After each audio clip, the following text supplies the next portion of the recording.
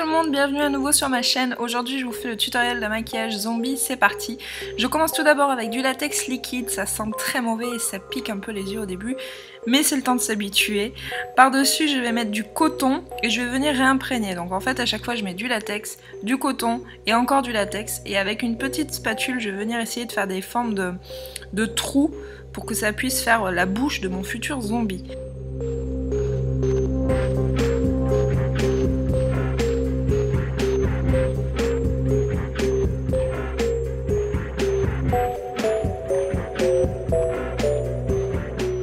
Alors faites attention avec le latex liquide, il peut y avoir des gros risques d'allergie, c'est pourquoi il est conseillé de faire un test 48 heures avant de l'utiliser, sinon vous risquez d'avoir des mauvaises surprises. De toute façon je vais vous mettre tous les liens en barre d'infos de ce que j'utilise et de ce que vous pouvez utiliser si vous n'avez pas les produits que j'ai là, on peut toujours avoir des petits dérivés. Donc une fois que j'ai fait le haut de ma bouche, je vais venir colorier l'intérieur en fait pour donner un peu plus de profondeur. Donc là j'utilise un fard à l'eau de chez Make Up For Ever en rouge et je vais venir donner de la profondeur à ma bouche et par dessus je vais mettre un noir. Voilà, donc le mélange de rouge et noir ça va donner de la profondeur en fait, ça va creuser le dessous de la bouche. Et ensuite je vais rajouter du coton avec du latex en dessous et je vais rejoindre les bords en fait, le bas avec le haut pour vraiment venir faire une bouche de zombie. J'essaie de joindre les deux bords. Je viens fondre un petit peu les bordures avec mon latex. Et ensuite j'enchaîne avec les yeux. Donc là je vais venir cacher mes sourcils et pour ça je vais utiliser du Plasto Wax de chez Make Up For Ever. Et je vais venir le racler avec l'ongle de mon pouce. Et je vais venir le frotter sur tous mes poils que j'ai d'abord brossé en hauteur. Je vais venir le frotter jusqu'à temps qu'on sente plus du tout la matière des poils, que les poils ils soient complètement scotchés en fait dans la matière. Mais toujours pareil, il existe aussi une autre solution si vous n'avez pas du Plasto Wax. Je vous mets tout ça en barre d'infos. Par-dessus, je vais venir poudrer et je vais venir appliquer mon anti-cerne. Donc là, c'est le Full Cover de chez Make Up For Ever. Il est très très couvrant. Il est réputé pour ça. Donc je mets ça par-dessus pour venir couvrir totalement mes poils. Et je le fais avec ma fameuse éponge Beauty Blender que j'utilise depuis très longtemps. Vous le voyez pratiquement dans tous mes tutoriels maquillage. Voilà, donc là mes sourcils sont cachés et je vais enchaîner avec le teint. Donc là j'ai choisi un fond de teint volontairement plus clair que ma carnation que j'utilise toujours avec mon Beauty Blender que j'adore. Et ici j'ai pris le Matte Velvet de chez Make Up For Ever et je vais l'appliquer partout à l'éponge sur tout mon visage pour avoir un effet malade. J'utilise vraiment une teinte assez claire. Et après au niveau du latex, je vais l'appliquer au pinceau parce que je trouve que c'est un petit peu plus facile qu'avec l'éponge pour pas tout défaire le travail qu'on a fait juste avant et pour pas mélanger le rouge de dessous.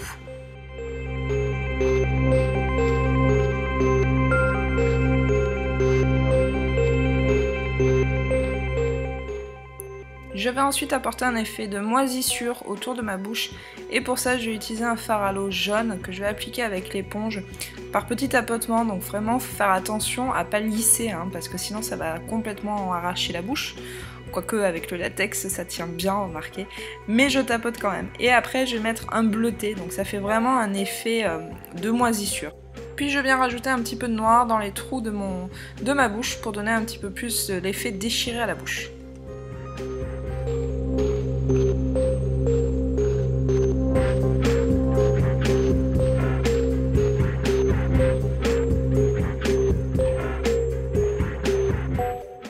Je viens poudrer mon teint, toujours avec une poudre libre, mais vous pouvez tout aussi bien le faire avec du talc pour ce genre de maquillage, c'est pas un souci. Et je vais venir utiliser mon fard gris que je vais mettre sur mes zones d'ombre pour vraiment donner un effet maladif au visage. Donc ça va être dessous les yeux, au niveau du creux des joues, dans le cou, vraiment pour donner un effet très malade, un effet zombie.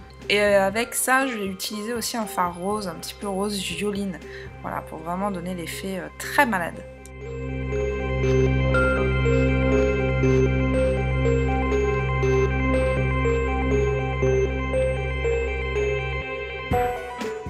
Je viens rougir le dessous de mes yeux avec un fard à paupières rouge que je vais mélanger avec un fard à paupières noires pour vraiment donner un effet d'œil de zombie en profondeur. Et après je vais venir faire mes effets de veines éclatées avec un fard à l'eau. Donc là j'ai utilisé un marron et un petit pinceau eyeliner. Je vais tracer mes petites veines partout sur le tour du visage, principalement autour des yeux et sur le front.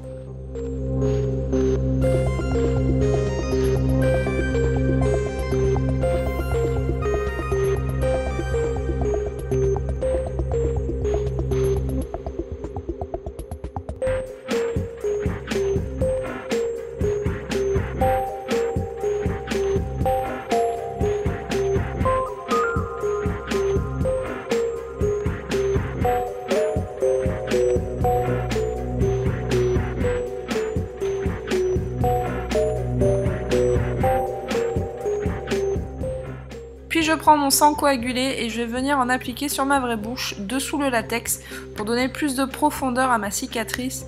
Donc là je le fais avec ma petite spatule métallique pour être beaucoup plus précise et pouvoir passer, loger sous les petites bandes de latex. Et pour tout le reste de la cicatrice, je le fais directement au doigt.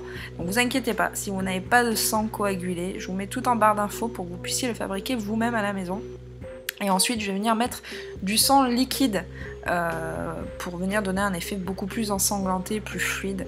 Donc là je vais l'utiliser avec un petit pinceau liner et je vais le déposer dans le coin de mes yeux, coin interne et coin externe, pour avoir vraiment un effet d'œil qui pleure du sang. Voilà, et puis après je vais en appliquer un petit peu partout sur le reste du visage.